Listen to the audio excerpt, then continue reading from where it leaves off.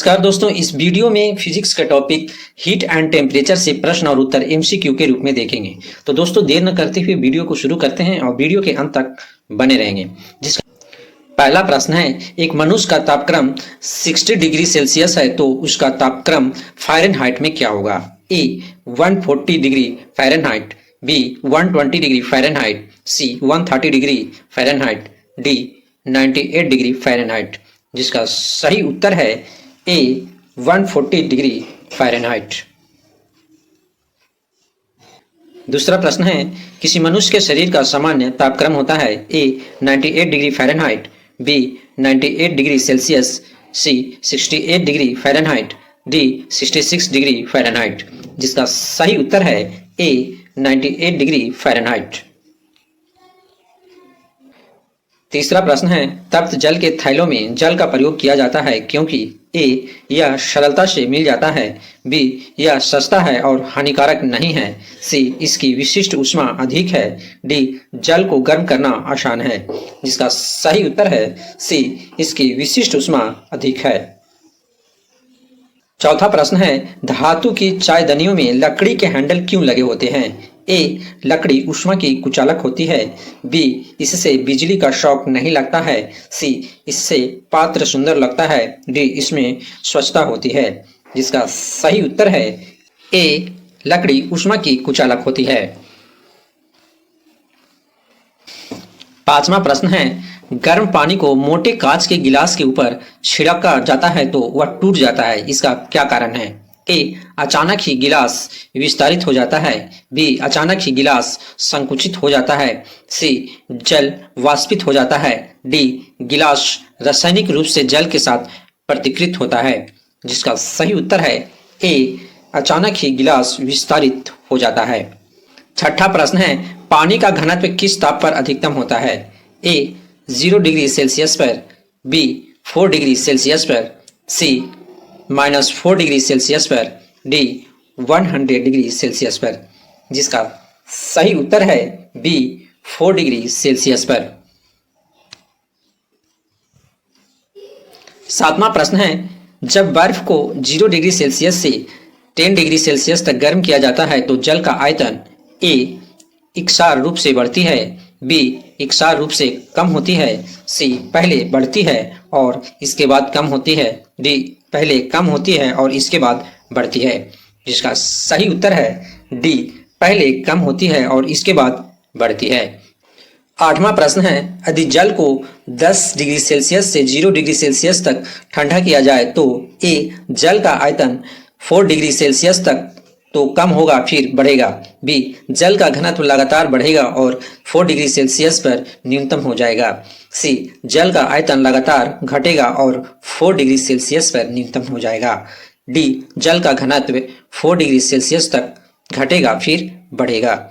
इसका सही उत्तर है ए जल का आयतन 4 डिग्री सेल्सियस तक तो कम होगा फिर बढ़ेगा। नौवां प्रश्न है, साइकिल के ट्यूब अधिकांशतः गर्मियों में क्यों फटते हैं? ए गर्मी के कारण ट्यूब में उपस्थित वायु फैलती है और इस फैलाव के कारण ट्यूब फट जाता है, बी गर्मी के कारण रबड़ कमजोर हो जाता है, सी गर्मी के कारण कड़ा हो जाता है और हवा को जगह देने के लिए फैलता नहीं है, डी उपरोक्त में से कोई नहीं।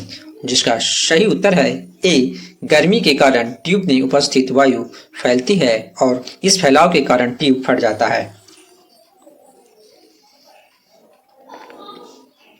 10वां प्रश्न है, शीशे की छड़ जब भाप में रखी जाती है इसकी लंबाई बढ़ जाती है परंतु इसकी चौड़ाई ए अप्रभावित रहती है, बी घटती है, सी बढ़ती है, डी अव्यवस्थित होती है।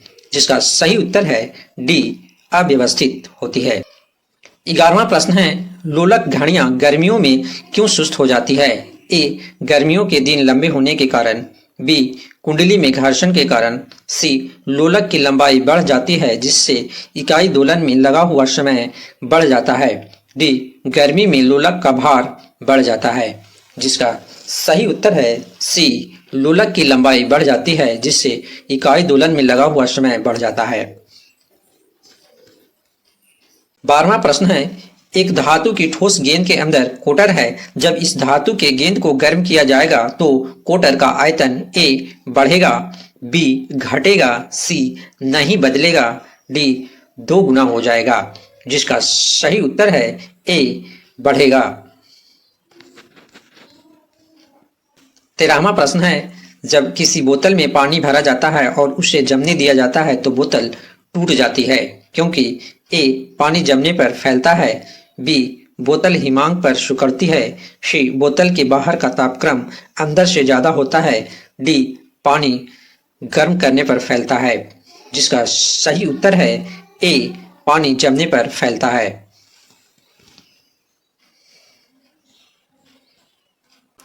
14वां प्रश्न है, अत्यधिक शीत ऋतु में पहाड़ों पर पानी की पाइपलाइनें फट जाती है, इसका कारण है? ए पाइप ठंडक से सिकुड़ जाता है, बी पाइप में पानी जमने पर सिकुड़ जाता है, सी पाइप में पानी जमने पर फैल जाता है, डी पाइप ठंडक पाकर बढ़ जाता है। जिसका सही उत्तर है सी पाइप में पानी जमने पर फैल जाता है। 15वां प्रश्न है, 2 रेल पटरियों के मध्य जोड़ पर एक छोटा सा स्थान क्यों छोड़ा जाता है?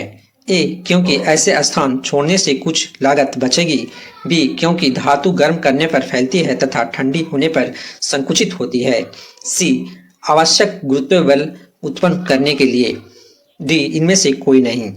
जिसका सही उत्तर है बी क्योंकि धातु गर्म करने पर फैलती है तथा ठंडी होने पर संकुचित होती है। 16वां प्रश्न है, किसी झील की सतह पर पानी जमने ही वाला है, झील के अधः स्थल में जल का क्या तापमान होगा?